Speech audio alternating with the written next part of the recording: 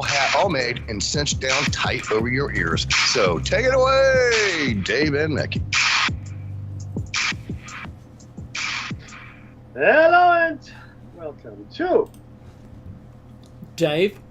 That's the one, and Mickey's Shining Side Out on WZZR, coming to you from Australia for Revolution Radio on revolution.radio. And what a day it's been, what a weekend. It's home to fresh, unadulterated ideas, conversations as well in the chat room. And there right now, get in there, be part of conversations. We'll definitely not ignore you. So just do that. Most importantly, though, this is listener-funded radio. What does that mean? Well, what it means is that nobody really pays for any of us. Well, we don't get paid anyway. Dave and I do this for free, gratis, bonus, no down, or after payment required. We do this for free, but the station doesn't run for free, unfortunately. Love and rainbows are just not enough. So if you can donate, please do. Listener-funded means that you help us stay on the air, which is great. And if you like what you hear, even better. And if you can't donate, that's okay too, because that's the kind of world we live in at the moment. It's pretty tough out there. Tell people about the station if you can. Please do. It's really important. I think that the station stays online, simply because there aren't terribly many stations like this, where the hosts have pretty much complete freedom when it comes to the editorial content of our shows. No one tells us what we can and cannot do.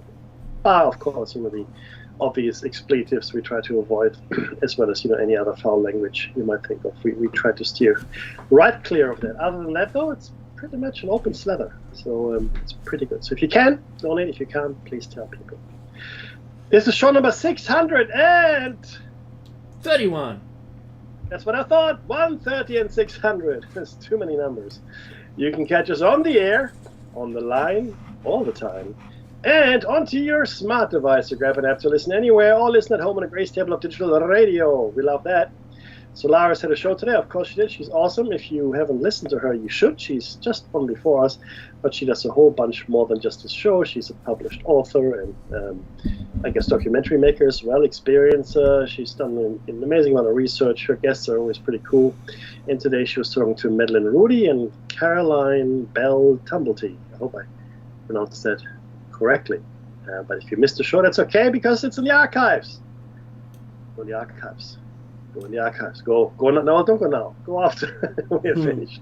And listen to Solaris, the show. Sorry if I speak a bit oddly today, or if you hear me groan once in a while. I think I cracked my rib in my martial arts training, which is I'm going to get an x-ray tomorrow, I think. We'll see.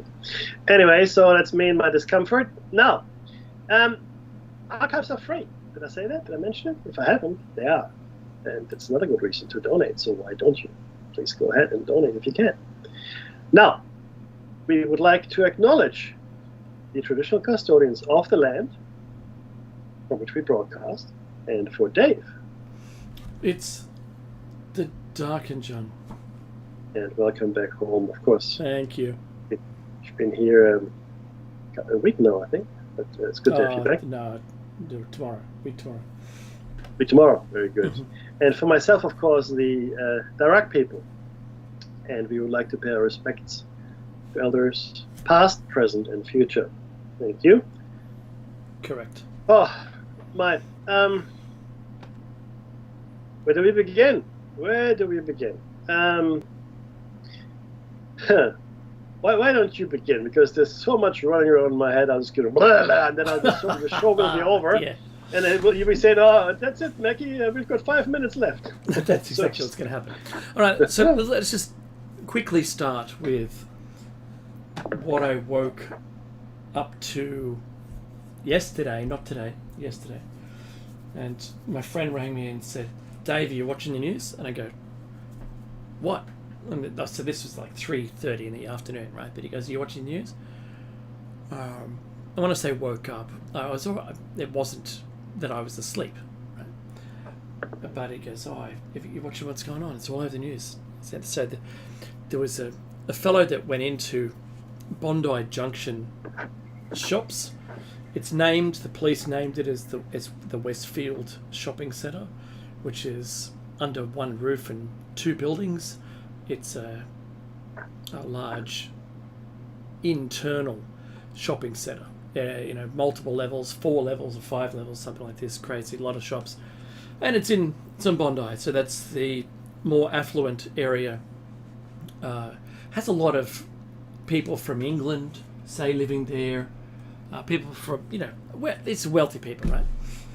And a guy had come down from Queensland, had been here for about a month, had a small, this is all I know, storage locker, like you buy like one garage and put your stuff in it, and is Italian background, and this is kind of all we know at the moment, but clearly they're going to be looking through his online presence, his electronic presence, his telephony, and seeing what's going on. But the parents have already said he might be described as a disturbed individual, and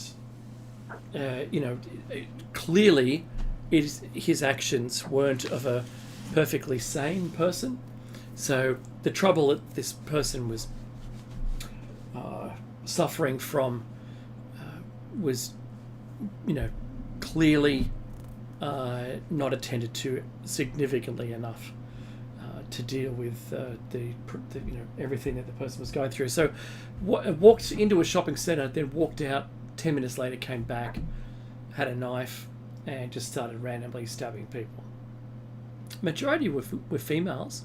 At the moment, we're still hearing more of them as their names are being released, and the background to these people is also being released. So I think there's 8 fatalities, one including the perpetrator, who was shot by an inspector of police, female police officer, who had responded to the call that there was 7 fatalities at this point. 7 plus the perpetrator. 6 plus. 6 plus. Oh, okay. Well, there's an infant, 6-month-old in ICU. Yeah. In ICU at the moment. Critical but stable condition. Critical injuries but stable condition. Really sad. So we're finding out now that John Singleton's daughter was one of those deceased. There was also an architect. Maybe let our overseas listeners know who John Singleton. John Singleton. Oh my goodness. All right, so an entrepreneur, John Singleton, and we actually shop at Singo's Meats, and because that's his nickname, Singo. So he's got an outlet of bulk meat. So we buy our food, our meat from there. You can buy half a cow, for instance, which is what we've done in the past. But yeah, like young women were the majority of those. There was video, citizen journalism, Mecky, that made me proud, being streamed through multiple sources. I was watching a lot of it through X, because I get a lot of stuff pops up straight away in that. You mean Twitter, right? Yeah, it's like, I'll check that out. Oh my goodness, look at that. So people all through the centre were putting stuff live to air. And yeah, so look, it's terrible. The perpetrator's now deceased, thank goodness. But I'm gonna say it's not the stuff that happens here. When I was trying to find the news story, Mecky, I did Stabbing Bondi, and exactly a year ago, almost to the day, there was a stabbing in Bondi. Okay, it's just a stabbing of a person or multiple? Or? Oh, no, there was just a single. Okay. Stabbed. Okay. So, and they caught that person alive without shooting them. So, right. Look, it's appalling. It's hard to watch the interviews if you watch any of those on the TV with those police press conferences. The journos just, they ask more questions than what the police are giving answers to. Granted, yeah, sure, follow-up questions want to know more, but really, when the police statement is concluded, that's it. It's like when I come home and I tell my missus, I said, "Oh, did you know such and such is going to have a baby?" That's all I know. I don't know any more. I don't know the sex of the baby. I don't know how long they are in term, if that's an expression. I don't know what the due date is. I don't know what the sex of the baby is. I don't know anything. That was the only nugget of information I had. And that's the kind of questioning that I get from my wife. Well, Holmes, she wants more. Who's the father? Right. Okay, Bob. I don't know. Right. Always Bob. It's always Bob. So this was the trouble that I was facing when it gives me anxious. I'm very anxious, Mickey, when I listen to the journos, listen to the entire press conference, and then bombard the poor person with a whole bunch of questions which they're not going to get answers to. Yeah, but then I think they know that it's just, they want. It's like, when you go to corporate meeting and everybody has to say something.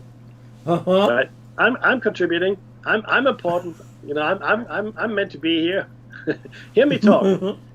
No, but I hear you. So look, yeah. The tragedy is all of those lives lost were needless lives lost. Now, the big question is, can anyone work out what the motivation is? Okay, so look, when I first heard about it, I was actually told by a friend and colleague of mine.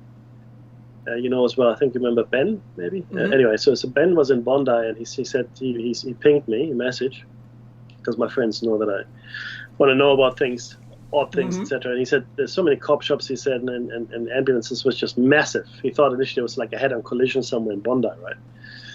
And that was well before anything had hit the news outlets. So I went online and I looked, and I finally, the BBC had a story before anyone else. Funny enough, Mm-hmm. the BBC had a story. And the initial reports were of two men, right? Two men. That's right. With knives attacking people. Now that was the initial story. Now we now seem to have only the one man. Again, I don't know what to make of that quite yet, to be honest with you. But there's at least this is one man. We got video footage of him. And two things about Bondi. So Bondi is part of Eastern Sydney, which is a fairly wealthy area. It's kind of old money as well, ish. Yeah. The movie stars and all that, they have all houses, at the very outer edge of the eastern suburbs on the ocean. But it also has one other thing, and this is what worried me initially when I first heard about it, because I go to Bondi a lot. Mm-hmm. And I get there's a baker there, Hungarian Jews that make all the baked goods that I like from Germany, like the poppy seed cake, etc. Anyway, the point is, if you haven't been there, go to Wellington's Bakery. Free plug, Wellington's Bakery in Bondi. It's on the way between Bondi Junction and Bondi proper. It's in between, so just to drive down Bondi Road. Anyway, the point is this: there's a very large Jewish community, Hasidic Jews as well as non-secular, non-religious Jews, just secular Jews. But there's a lot of Jewish people living in the eastern suburbs, a lot. So initially I thought, and in fact, the David Jones at Bondi Junction Shopping Mall has a kosher section. Mm-hmm.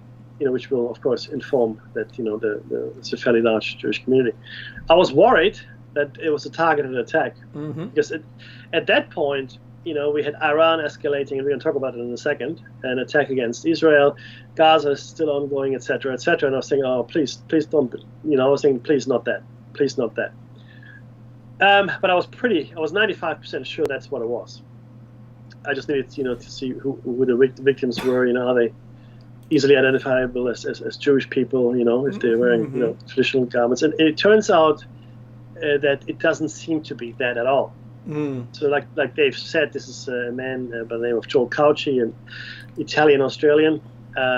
He was known to the police. We don't know for what. He killed 5 women and the man might have been incidental. Maybe he was targeting women. Clearly, he targeted... The man might have tried to stop him. Quite right. So maybe it was a targeted attack against women, but then he also stabbed this is where it sort of falls apart for me in many ways. the thing is, very few people can cross the bridge to kill a child, let alone a baby. Very few people have it in them, no matter what happens. It's just something that goes so against our grain, like a genetic. I mean, we all have survival instinct, but we have something that trumps the survival instinct, which is a species survival instinct. So, especially for children, we all feel that we need to make sure that children are safe. Women and children first, etc., and all that stuff, right? So, to me, that is a very extreme act of violence, which is, I mean, to contemplate it makes you feel ill, but it happened. So, and this brings me to another thing, and that's the video footage. So I saw all the video footage that's available at this point. Me too. And look, if you haven't had military training, that's all right. But talk to someone who has had military training. Get them to watch the footage. He was extremely calm. He did not run. I would say he was at a slow jog, fast walk, holding a knife, mind you. He was wearing some kind of sports clothes, I thought, like maybe a jersey of a football club or something. It looked like the Australian rugby team. I think so. Yeah, I think that's right. And he's a trim man. Trim. He was not. He looked quite fit. I mean, from what I could tell by the video, but he wasn't he didn't seem to have a facial expression. He wasn't phased. He wasn't screaming or shouting. He was extremely calm and collected, just sort of sort of kind of jogging along like a fast walk. But I mean, if I saw him walking at me, I wouldn't have thought anything about it. I would probably have missed the knife he was holding in his hand, to be honest, because it was just nothing. There was nothing abnormal about the way he moved, and he was very calculated.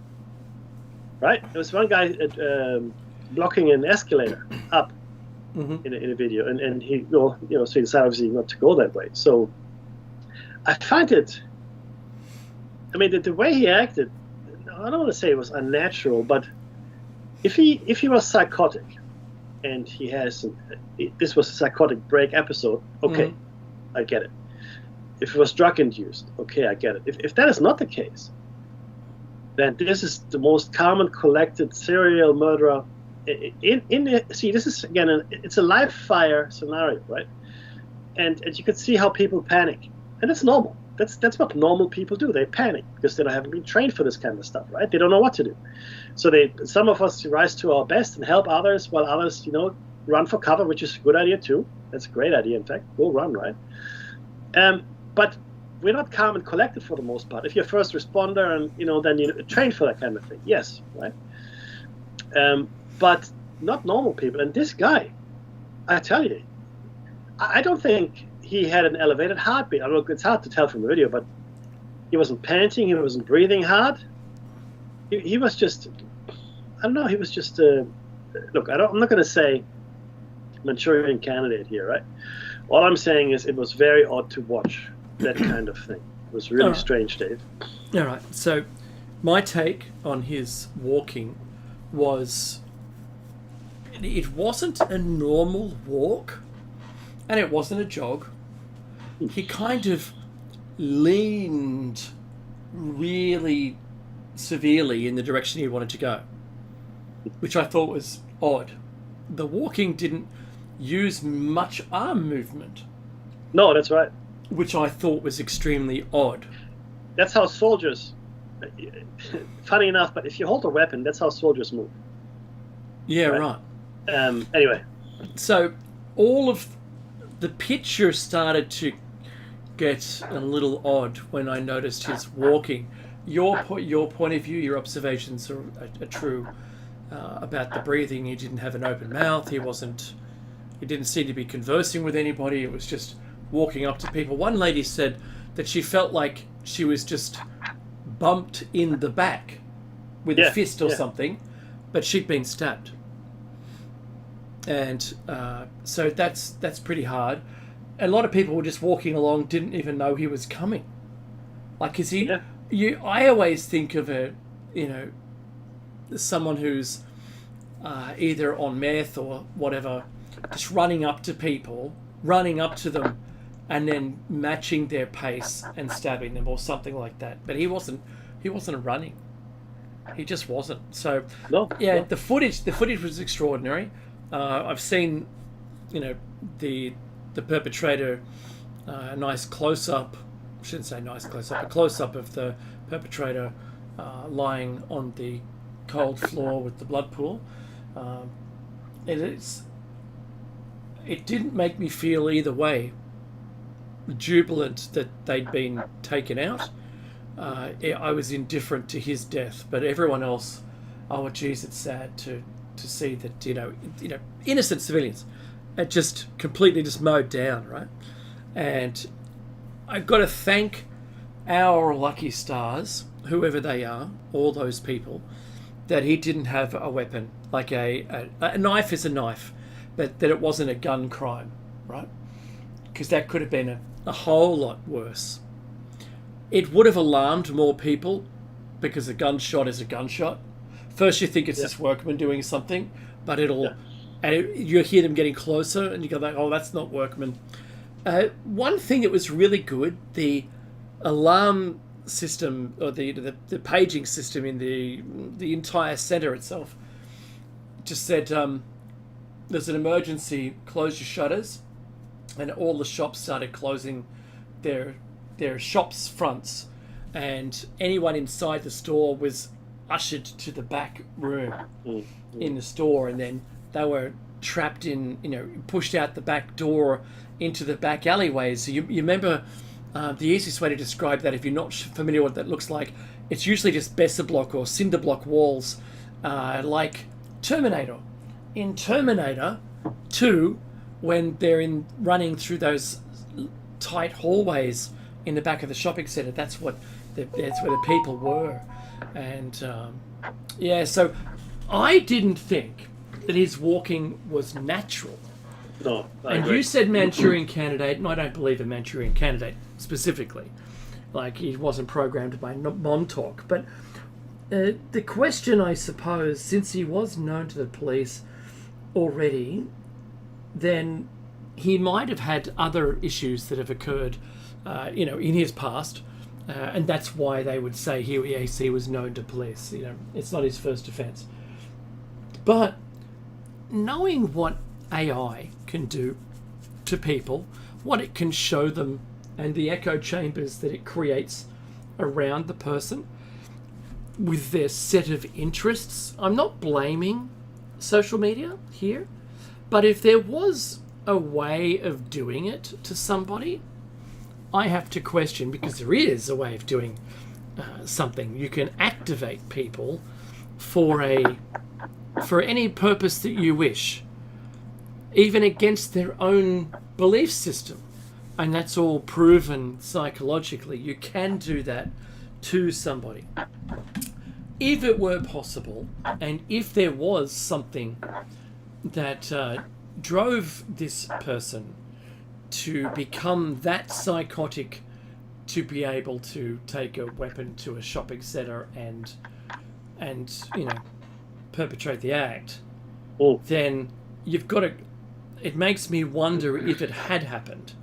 So, yes, it's possible. It could be done. But then I have to question, was it, in fact, indeed what occurred? And I don't know. I don't know the answer. I don't want anyone to answer it, because I'm not accusing any specific social media platform or anything out there. It could just be a chat room the guy's been in. Who knows what his digital past looks like? Just who knows? I don't know. And certainly the police would be all over that at the moment, trawling through it. They've still closed the shopping centre. This is a day later. Yeah. The crime scene's massive. Yeah, so they're going to put together the entire thing from his entry, every footfall, and so they know everything that occurred. Because if they happen to find there's two people wearing the same thing, and the CCTV footage has an overlap of showing two separate people, you know what I mean? So they've got to ensure that it's all sewn up, it's all tight. There's no one else, and they even had the SWAT team in there. Oh, you saw them. I mean, yeah, of course. Yeah. Like, you know what it takes to activate the SWAT team and get them there? And 15 ambulances or whatever. Almost half the New South Wales police force from the city, right? I should probably also explain that Bondi is right next to Woollahra. So Woollahra is another suburb, and it literally is a 10-minute walk. And most consulates are there. Oh. All right. Most consulates are in the Woollahra area, absolutely. So I'm not surprised they mobilized as quickly as they did, to be honest with you. So yeah, I buy my bread there. it's I go there quite a bit. But yeah, there's a lot of consulates there, a lot of very wealthy people that live there, TV personalities and all kinds of things, politicians live in that area. Of course. It's affluent, but it's also politically, it requires extra protection. The Turkish embassy, the Turkish consulate, the embassy of course is in Canberra. The consulate was actually attacked 30 years or so, maybe longer actually, a bit longer, by separatists, killing a few people. So there's actually a bomb, I think, that went off there. Yeah, it's a long time ago. But the point is, it is a fairly high security area, and a lot of fairly high security individuals, high net worth individuals, as well as political cash. Mm-hmm. People are in fact living there. But yeah, they had SWAT. I mean, we're talking proper SWAT with submachine guns, automatic assault rifles, all that. Because look, you don't know. Yes, it's a guy with a knife. We think. Well, the first story reported to the media, reported to the was that they heard gunshots and it was a guy stabbing people. Yeah, that's right. So the question then is, were there gunshots? Or were those the gunshots that actually killed the perpetrator? Right, that's the question. So I don't know, but again, they were talking about two people there, right? And again, look, it's confusing the first few moments. I get it, but usually I like to just know more than they finally came up with. I mean, were there two? And what if there were, then why are we not saying there was only one? Now, as soon as we said it was one, it says there was no ongoing alert. That's so right. The crisis essentially is under control. Everything is as well. Just go back to your normal business. But I can tell you right now, people that were there, I'm not talking about the victims or their families, I'm talking about people that were just bystanders, they're going to be traumatized significantly for a long time, in my opinion. And I think we need to mobilize some serious healthcare services, mental healthcare services, to help. I'm actually going to talk to my brother. My brother works for Lifeline. I'm going to see if the call volume is increasing there. Wow. For the next few weeks. So a Lifeline is a telephone line in Australia. You can call if you're feeling severely depressed or just you're feeling not quite up to everything. It's meant to help you cope, essentially, right? That's what it's there for. Yeah. So yeah, I'm going to ask him, see if there was. So I'll report back to you guys to see if there was an increase. I should suspect there is. But yeah, I was worried. I really was worried that this was in retaliation for what's happening in Gaza. That was my first thought. That was the first thing I was thinking. So far, we don't know anything. There's no motivation that's being put together yet. Yeah. And it could be just like falling down. He's had one too many triggers and voila, look, here we go. Yeah. So I'm not hating on the guy. I think what he did was terrible. If he was in his right mind, he could have been able to de-escalate that himself. That's the word of the week for me, was de-escalation, because it doesn't seem to happen anymore.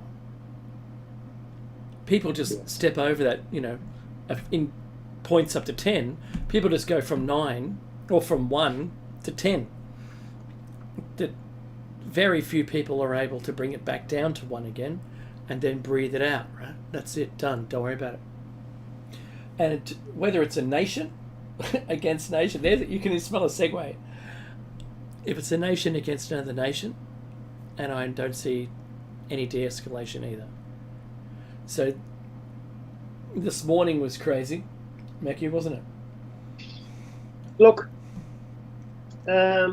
Yes, but as we discussed, Iran, I believe Iran saw no other option but to retaliate, because I mean the embassy in Syria, their embassy in Syria, was deliberately attacked. Now Israel, bear in mind, Israel has not said they did it. Okay, Israel has not claimed responsibility for this. Just so we're all on the same page. However, everybody assumes it was Israel killing, a large number of senior Iranian commanders, etc., etc. And I think the Iranians let fly 300 drones and missiles, of which most, but not all, were intercepted by Israel. 200 drones, ballistic and cruise missiles. Yeah, it's actually, it says here. No, but sorry, it says 300 drones and missiles all up. But again, I don't know how many they actually stopped on. But it's an escalation. The question now is what will happen next. So Israel attacked. We think. We don't know. We think Iran retaliates against whom they think they should retaliate against. Well, if it turns out it was ISIS that attacked the Iranian embassy in Syria, we all have egg on our face, right? So the question now is, what will Israel do in response? Don't know.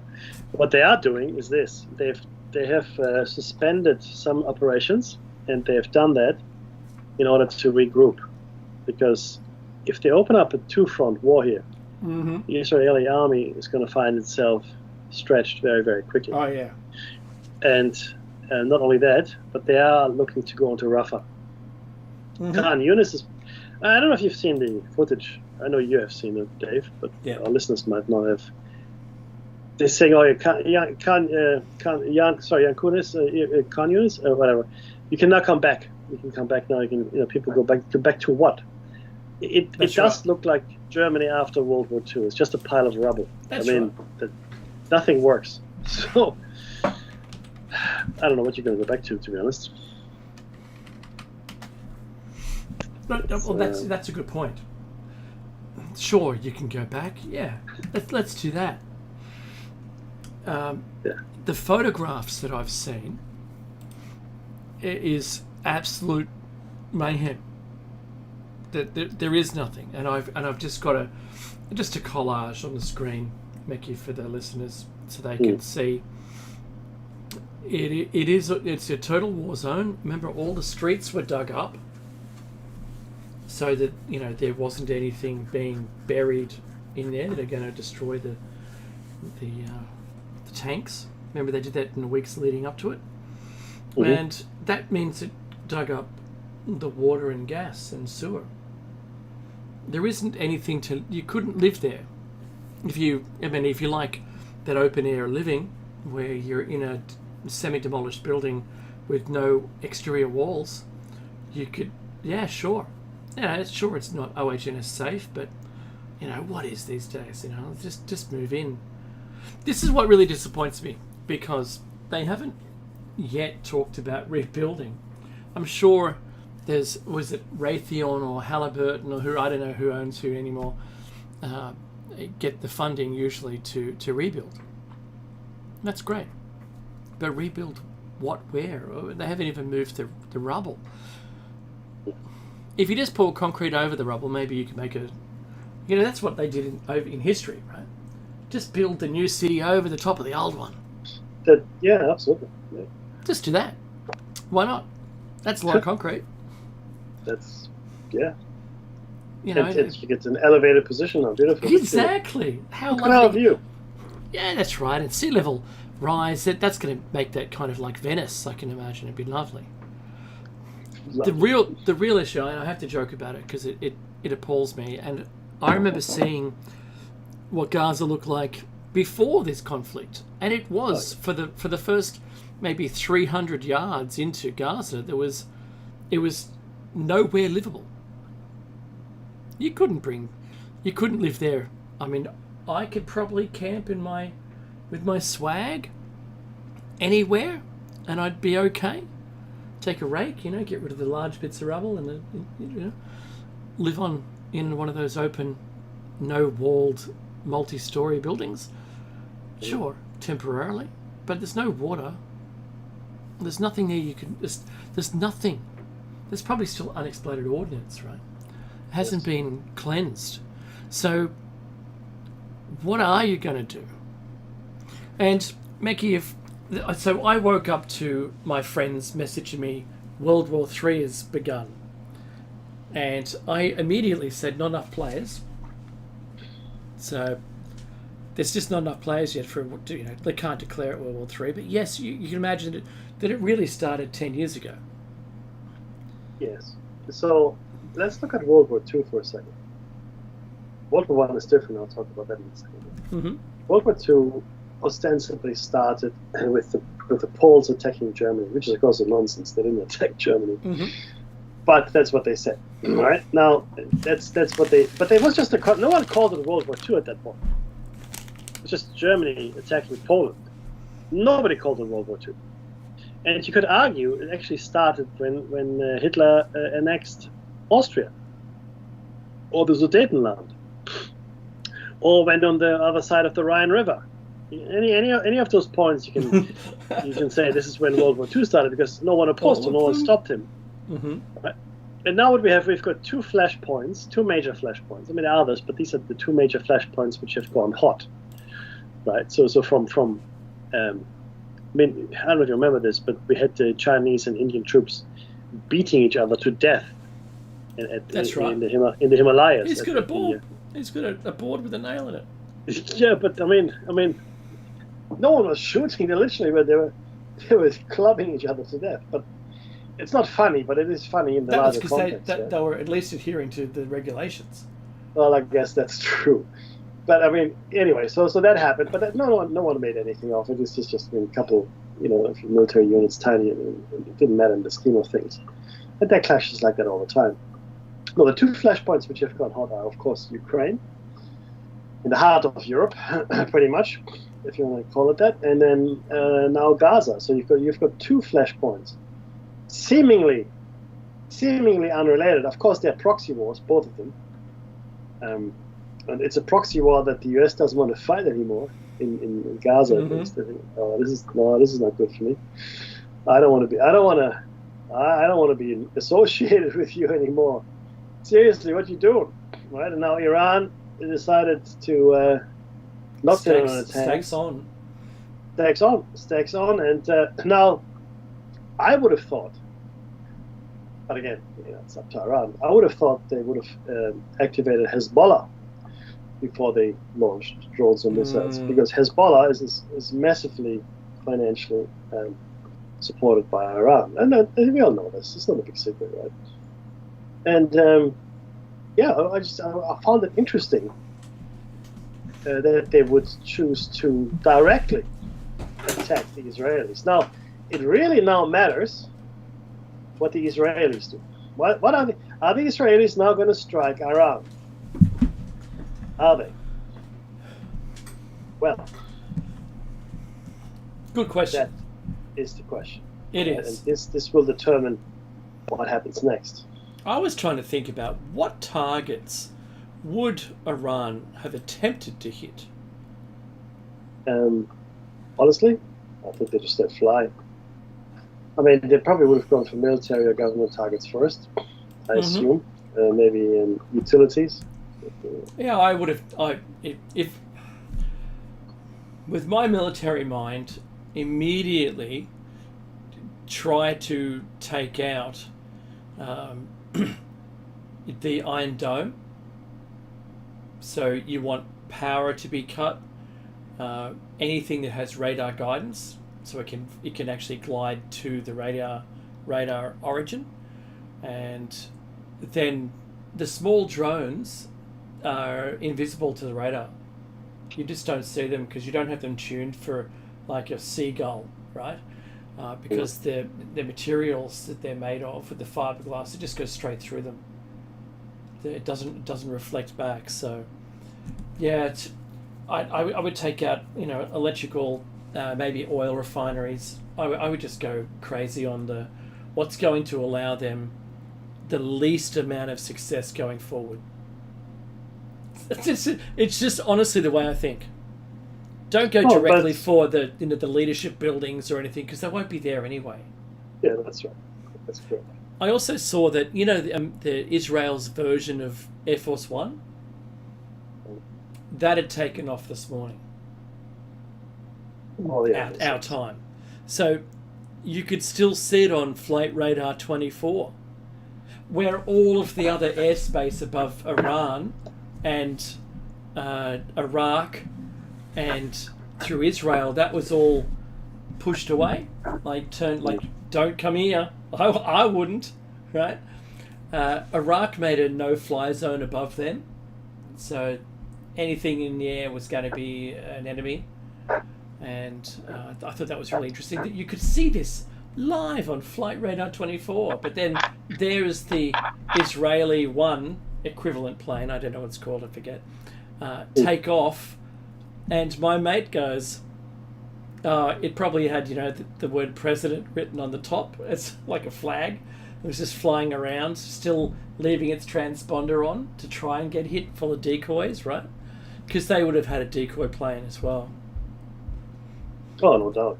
Yeah. No doubt. I mean, that's what you do. I mean, gotta. So we had a little laugh about that, but seriously, when I had to talk my friends down a little, who were all messaging me this morning, just going, Dave, World War III started.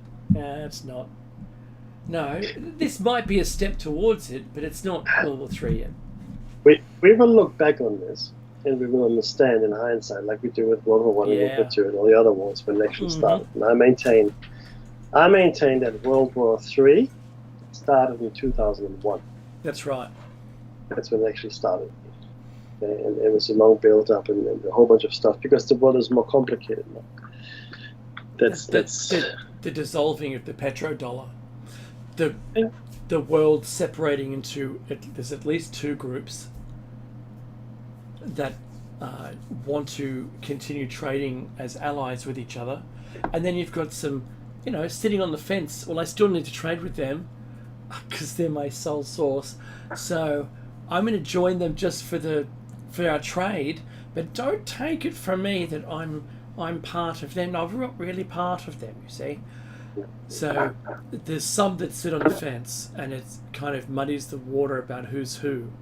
So you can think of all the players on Iran's side, because they were the first to ignore the petrodollar. And they started bringing other countries into it. I think they were originally banned from using it. It's funny though. For the nuclear, strengthening. What do they call it? Oh, put them in cyclotrons. Yeah. Okay.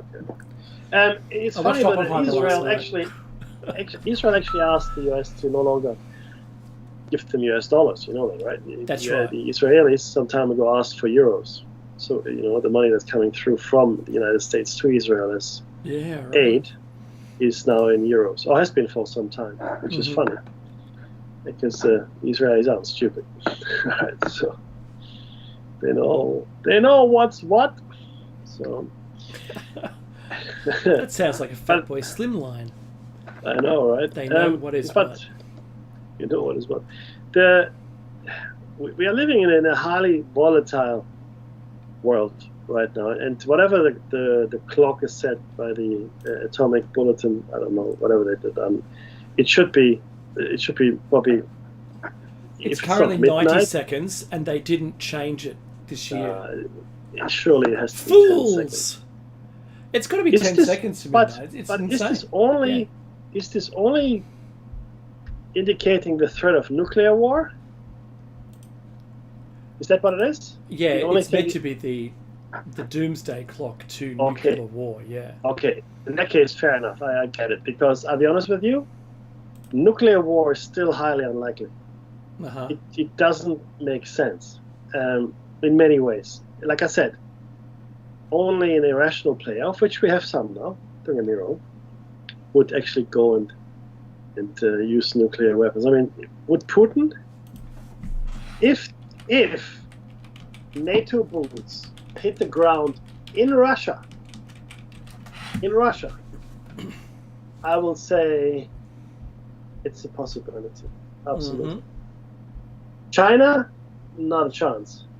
Not a chance. Not over any dispute. Not a chance. The Chinese are very. Look, this is an Asian trait. Now it sounds terribly racist, but it's true. The Chinese play the long game. Okay? When you do business with the Chinese, they're there to build relationships, long-term relationships. They see world history in the same way. The Chinese have been around for a long time. They're not rush in and do something rash kind of people. They've got a long game. I mean, they've got economic plans that go 15, 20 years for China, right? They take the long view. I can't It's unlike see the the rest Chinese. of the political world, Mickey, because they're only interested to the next election.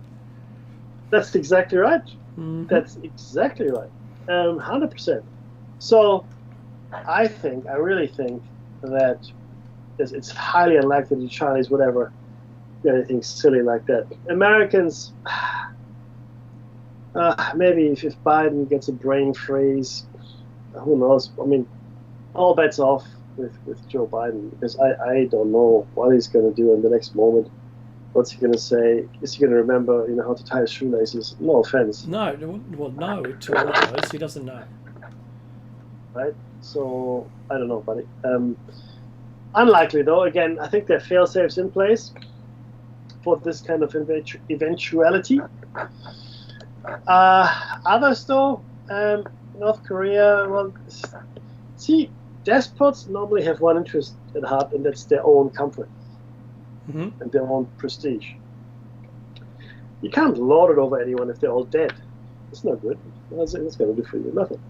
Right? So it doesn't make any sense for any of those guys to start anything. Would Donald Trump? No. I can't see Donald Trump firing any missiles at anyone. In fact, he's the only president Who didn't Telling- start a war. he didn't start a single war. Not a one. Obama started a lot. Or he's got involved in some shooting matches. Clinton did. They all did. But Donald Trump, nah. It's just not his agenda. It's not what he wants to do. And, more power to him. I think that's really, really good. But the others, Dave, I tell you. Well, Not sure. H5N1, Mickey. The bird Yeah. flu has now moved to cattle in America. That's going to be good for us. We're going to get our beef in. Yeah. We have to keep it out of the country, though. Oh, yes, sir. And We'll we give you have some travel restrictions. migratory birds. And it's quite possible it can get here of its own accord, regardless of what we try to do to it. Yes. It's currently being talked up in the US so much that it has me concerned that because of all the talk it up, will the WHO, because we've all signed onto their plan where they mandate our lockdowns for us. We don't have local media or professionals within government. Well, that's actually an oxymoron. We don't have advisors to government telling them to lock down or not lock down. That has now been outsourced to WHO. That's just nuts. So, is this what's coming for the election? Is a good question. It's an excellent question. I can't see it in Australia. If push came to shove, I can't see us just kowtowing and going, oh, okay. I don't see it. I'm sorry. But our government signed up to it already. Oh, you can sign up to many things. People have signed up to the Nuclear Non-Proliferation Treaty too. Oh, that And worked, to the didn't Geneva it? Conventions. That worked Oh, real well. Yeah. They're good. I like those. Yeah. The Yeah. intent is nice. I like the intent. Oh well, it's Marbo, Mickey. It's the spirit. It's the It vibe is, of it all. it's the vibe. That's right. That's what we should be really concentrating on now, I think. Look, yeah, absolutely. I say this because it was another country. Where was it? Germany that just legalized personal use of marijuana now. Yeah, that's right. That's correct. You're still not allowed to smoke inside the Oktoberfest, so sorry, guys. Well, that's a drinking fest. It is, right? That's Surely what makes our drugs here. There'll be a Knocktober fest. Or Nicked. There you go. How's that? Nicktober. Good work. It's not Tober, and you can smoke. So we'll just have to see what happens with that. And out of all the countries in Europe, I didn't think it would be next on the list. I hear what you're saying. Germans are fairly liberal in many ways. They really are. So I'm not surprised, really, to be honest. Not really at all. It's because I mean, look, the Dutch have been doing it for a long time. As you know. I know. So, And look, there's taxes to be made. There's that. It's actually quite good. There's states in the US who had been forgotten about for so long, and they're now able to pay for their own infrastructure. Yes. That's just great. Yes. You know, you've got to think about all these ways, the vectors that organised crime enjoys, and shutting those down by legalising what they've made illegal. They're profiting so much from all of these different methods of and earnings, right? And I'm not going to interrupt for 1 minute the CIA and FBI's trade, right? That has been rumoured for so long and conspiracized, right? That they're selling heroin everywhere. I'm not talking about that. I'm talking about just weed, and it is a black market when you, because that always works, doesn't it, Mackie? You know, what's it called? When they banned alcohol. Prohibition. That's it, because that works, doesn't it? Prohibition works so well. For Nobody drank. Nobody drank anymore. What? Ever. She's like, I'd like a water, thank you. Yeah. Or if I feel dangerous, I might have a Coke. Or you know, milk bars started making some money. That's right. But you know, illegal gambling dens, illegal drinking dens. In England, they used to have a hole in the wall that you put some money and a tube that came out of the wall, and you just sort of leant up against it, put your glass there, and it would fill your glass up. Yep. And you didn't talk to anyone. You just put the money through the hole and out it poured. That's great. Anything for, you know, customer convenience, I guess, right? That's they're always right. That's what you want. But no, look, the only thing prohibition does is make some people a lot of money. That's really all it does. That's right. And it doesn't make me rich, Mackie, I'll tell you that. Yeah, well, that's it.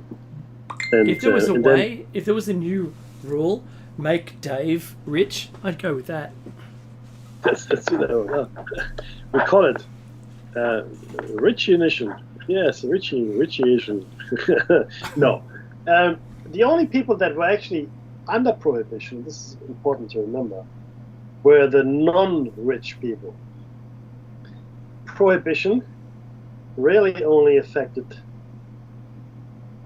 the working class or the poor. Mm-hmm. If you're a lawyer, judge, or politician, or industrialist, you really think that your 500-year-old Scotch, whatever you're drinking, is not going to be still served to you in your mansion? Of course it is.